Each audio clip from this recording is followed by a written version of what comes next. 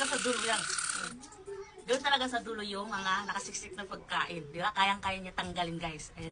So, ito naman, guys. Ito yung portable water flosser, guys. Ayan. So, ito, guys, maliit siya. Kaya perfect ito pang travel, guys. Kasi kasyang-kasya talaga ito sa maliit yung bag. Kahit nga sa bulsa, guys. Kasyang-kasya, guys. Kaya kahit nasa, ano kayo, kahit nag-travel kayo, ayan, makapaglinis pa rin kayo ng ngipin nyo dahil meron kayong ganitong maliit na water floss. So, ganyan siya, guys. So, may mga kasama din pala ito pang sa dila. Yung pang brush na maliit sa brush dito sa mga singit-singit niya, guys. Diyan.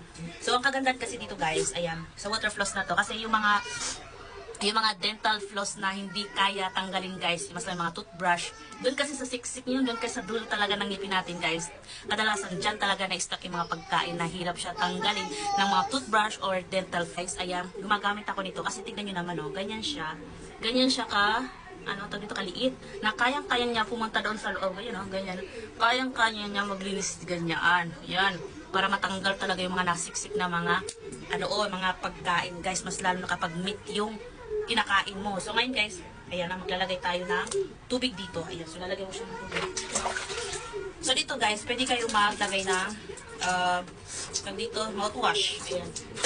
Pwede, so, ito kasi, guys, makakabili din kayo nito yung salt niya. Meron kasi itong meron siyang salt. So, ito yung portable, ayan, ito yung portable water floss na, at tawag ito, madadala mo siya kahit saan, guys, kasi maliit lang siya, guys, ayan. Kahit nasa labas ka, nagta-travel ka, ayan, may ka-date ka, ayan, mag-water floss ka lang para hindi amoy imbornal yung bibig mo, guys. Para matanggal yung mga pagkain na kasiksik dyan sa ngipin mo, mas lalo doon sa dulo ng ngipin mo, doon talaga, guys.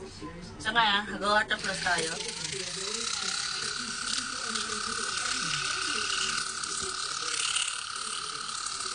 Ayan. Malakas din ang pressure ng water nito, guys. Ayan, oh. So, waterproof din ito, guys. Kaya kahit mabasa mo yan, hindi yan masisira. Ayan, kasi waterproof siya. Tapos, na-charge din siya. Kapag nabus yung tubig niya, refill mo lang siya. Ganun lang siya, guys. Ayan, oh.